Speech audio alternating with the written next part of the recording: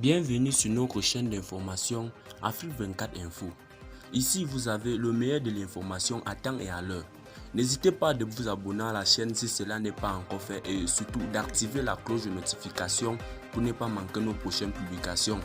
On commence. Avant de commencer la vidéo, nous tenons à vous rappeler que les images utilisées dans toutes nos notes d'information sont à titre illustratoire. Nous vous invitons donc à rester poli et courtois dans l'espace commentaire au risque de voir votre commentaire tout simplement supprimé. Merci et bon visionnage à tous. Mesdames et messieurs, bienvenue une fois de plus sur votre chaîne d'information préférée Afrique 24 Info. Eh bien, cette fois, nous continuons une fois de plus du côté du Mali, plus précisément à Bamako. La Russie arme Bamako avec des avions de combat modernes. L'ambassadeur de Russie au Mali, Igor Gromyko, a déclaré dans la mi-août 2022 pour l'agence russe Sputnik, en marge de la cérémonie officielle de la passation de pouvoir de la suite présidentielle de l'aéroport international de Bamako que la Russie a livré 12 avions militaires dont 4 hélicoptères de combat et 8 avions de transport tactique, notamment des chasseurs Su-25 et L-39 ainsi que des hélicoptères de combat Mi-24 et Mi-8 et des avions de transport tactique Airbus C-295, soulignant le renforcement de la coopération bilatérale entre les deux pays. La coopération avec le Mali se passe très bien dans le domaine militaire et dans d'autres domaines. Et aujourd'hui, 12 unités ont été livrées lors d'une cérémonie officielle avec la participation du président de la République, le colonel Assimi Goïta, et du ministre de la Défense, Sadio Kamara, a ajouté M. Gromyko, ambassadeur de Russie au Mali. J'ai parlé avec le président de la période de transition et il était très reconnaissant. Bien sûr, il a exprimé sa gratitude à la partie russe pour notre relation très sincère et très positive. Le Mali a un besoin urgent de cet équipement compte tenu de la propagation des divers mouvements terroristes dans le pays. Notant que ces unités seront utilisées dans les combats menés par les Maliens.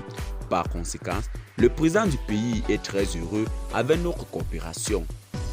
Quant au ministre malien de la Défense, Sadio Kamara, ce dernier a déclaré lors de son allocution devant le président du conseil de transition: je vous dis que la célébration aujourd'hui est historique par la nature de la qualité des armes exposées dont font partie celles qui ont été reçues alors que les autres sont actuellement engagés dans des opérations sur le terrain au moment même de cette cérémonie.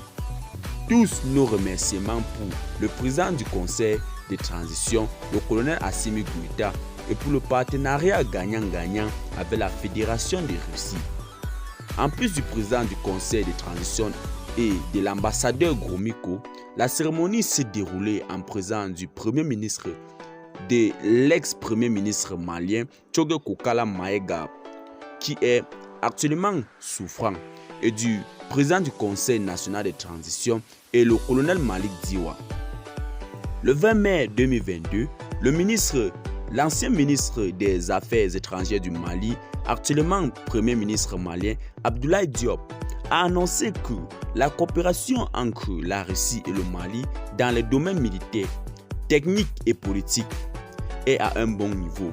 Il existe un bon niveau de coopération politique entre nos deux pays.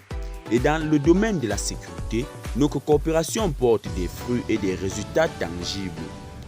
Et en mars dernier, le gouvernement malien a reçu des hélicoptères de combat de la Russie pour soutenir son armée dans la lutte dans les combats sanglants qui durent depuis des années dans le pays.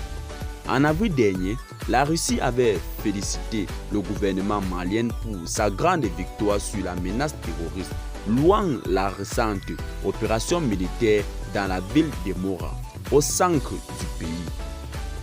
Les colonels qui ont pris le pouvoir par la force en août 2020 dans ces pays en plein tourment sécuritaire ont décidé de se séparer de l'allié français engagé militairement contre les djihadistes depuis 2013 sans parvenir à mettre fin à cette menace. Eh bien les amis, c'est de ce pas dont nous allons nous séparer. Abonnez-vous à la chaîne, activez la cloche de notification pour ne plus manquer nos prochaines vidéos. À très bientôt pour nos prochaines publications. Bye bye.